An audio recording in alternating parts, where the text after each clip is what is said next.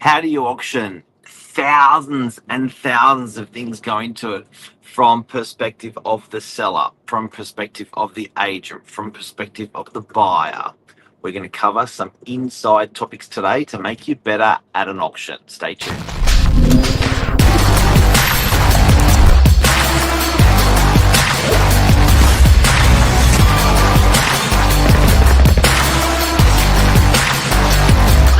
I'm the ringleader, so listen up. Lisa Novak, hello, goodbye, hello, goodbye, hello, goodbye. Hello, goodbye. I've got my auction hat on. Actually, I have another auction hat, but I don't have it with me at the moment.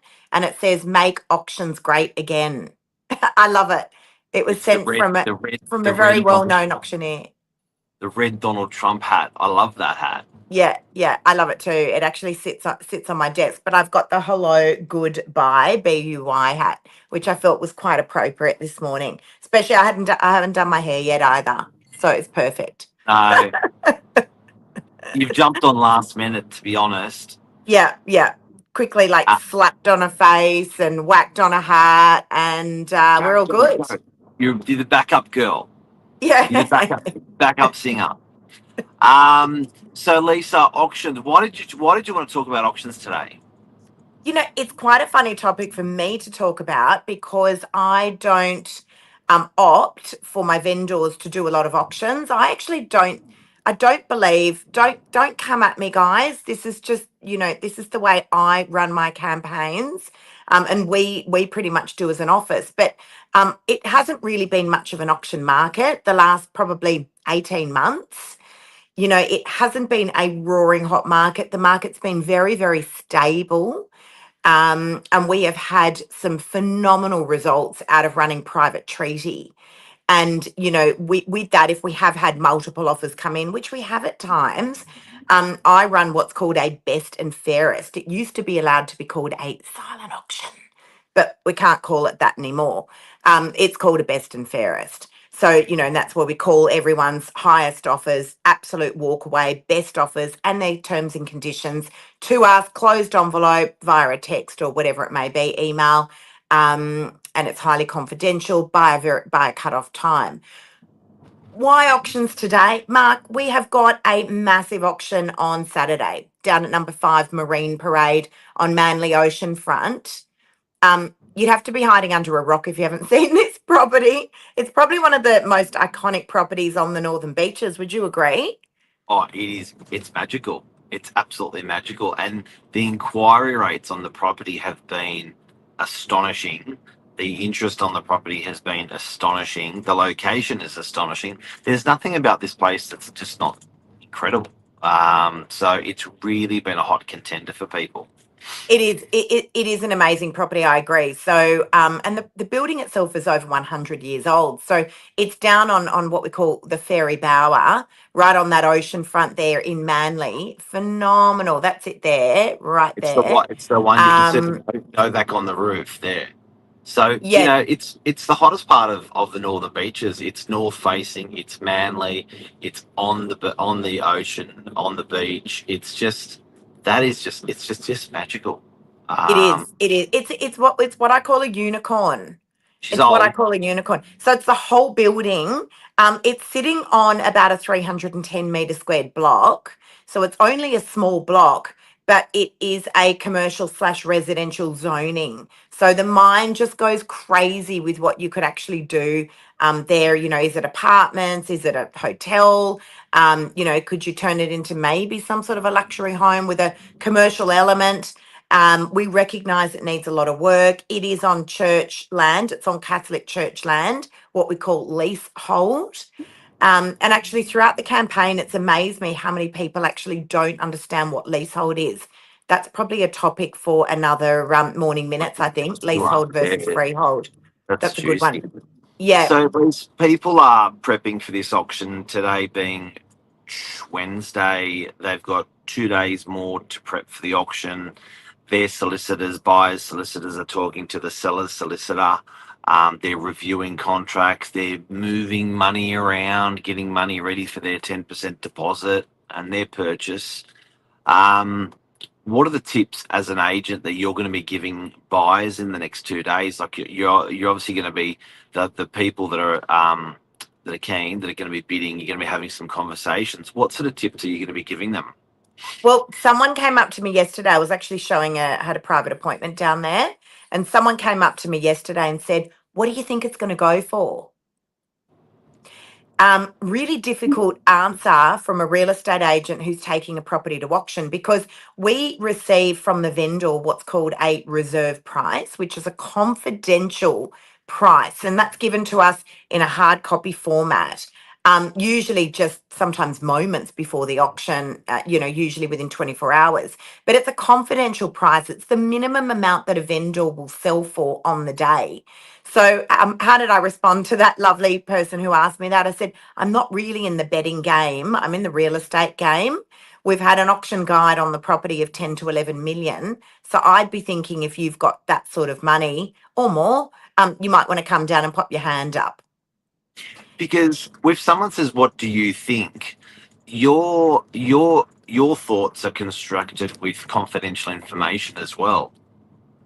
So that's probably not something that you could share in terms of a number, to be honest, because if you're discussing a reserve price, you have knowledge of reserve price, and then you're giving your thoughts on what it's going to sell for. As a seller, I wouldn't be happy you telling people what you think. No, Uh, no. so And it's you are a bit torn as a real estate agent, and it really annoys buyers. It bloody annoys buyers. But I think you just have your buyer's guide. That's it. Full stop. Aim And that's exactly right. This one, we have had an auction guide of 10 to 11 million throughout the campaign. But, we cannot be held responsible for what a property may sell for on the day. I mean, many of you guys will remember a property that I sold, number 2 Riddell Street in Manly. Oh yeah. It was also one of the most iconic properties in Manly. And that went to auction about 2 years ago now. It sat above the Surf Lifesaving Club in Manly. It actually broke the record per square metres. It was a 400 metre squared property, and Yeah. that sold at auction for 21.5 million. Now, if I was to put a price guide on that, which was really hard because there were no other houses around there and this faced right gun barrel looking down the beachfront, I would have said, probably 16 to 17 mil, but the property sold for 21.5 million. So, we can't control what the market does. And not to say that's the case on Saturday. We just don't know, right? We just don't know. But that is a good realistic guide, 10 to 11 mil. So what should you be doing in the lead up to an auction? Now here we are a few days out. The contract should be getting reviewed by your solicitor. Any requested amendments to the contract, which is a normal part of the process, that should be taking place now. And that gets done via your solicitor to the vendor's solicitor. And any agreed amendments, that all should be agreed upon in preparation for the auction. We then receive what those agreed amendments are so that we can correlate that contract for you.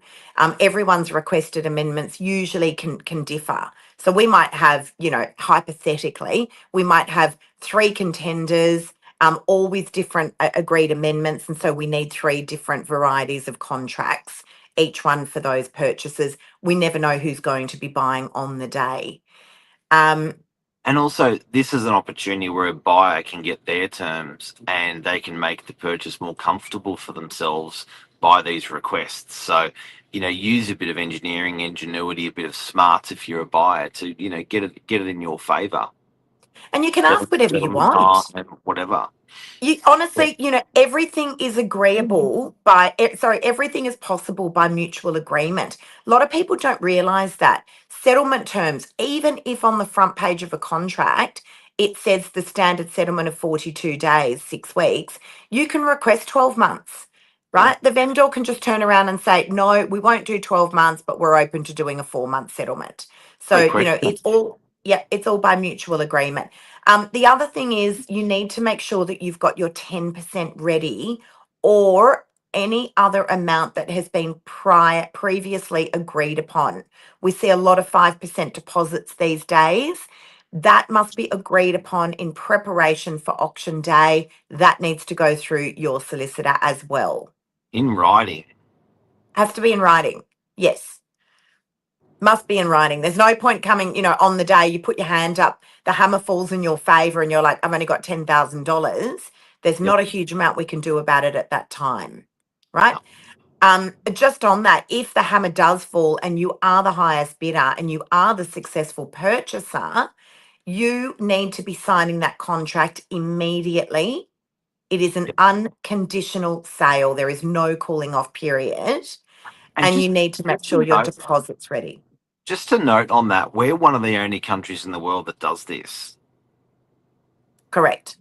So that process of you bid to buy and you can't back out, not subject to finance, not subject to building, not subject to selling your property, not subject to anything. We're one of the only countries in the world that do that. I think we're one of 3. Wow. We must Mm. chat GPT that Yep. and find out. So, you do need to have your deposit ready on the day. A lot of people forget to lift their bank balances. They're like, oh, I've got a $20,000 limit and I won't be able to transfer the rest until the next day. No good. Yep.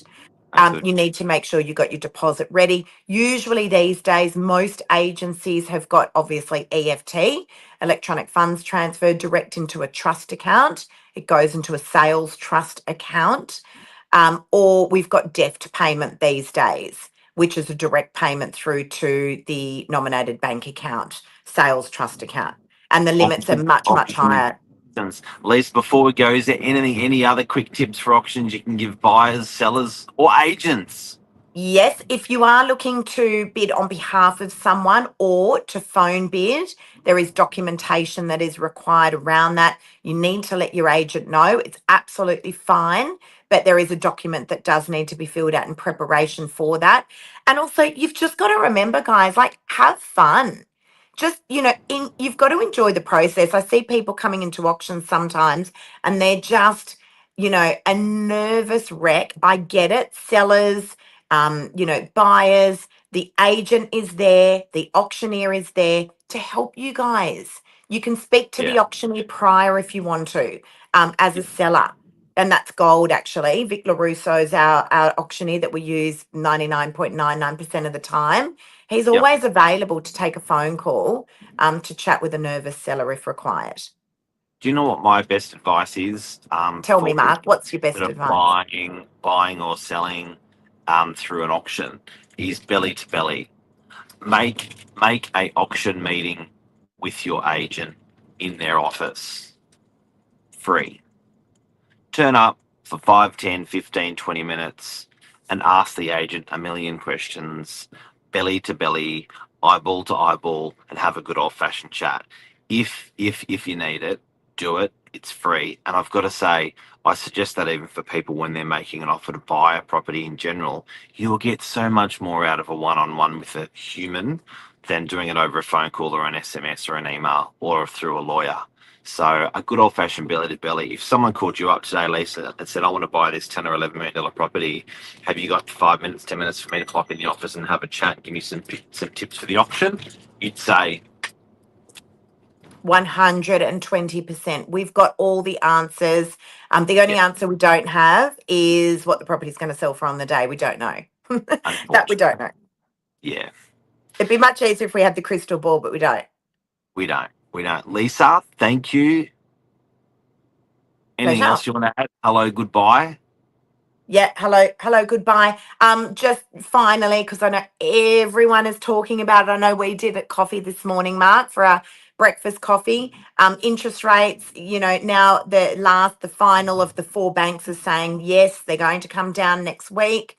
Let's wait and see what happens. I heard that NAB have already dropped their rate by 0.25. I think I'm that's sick on their of hearing fixed rate. about it. I'm sick of hearing about it. It's everywhere, and it's like, okay, I get it, I know, but it's like it's so I know, consuming. but it is. But I think there's some excitement out there.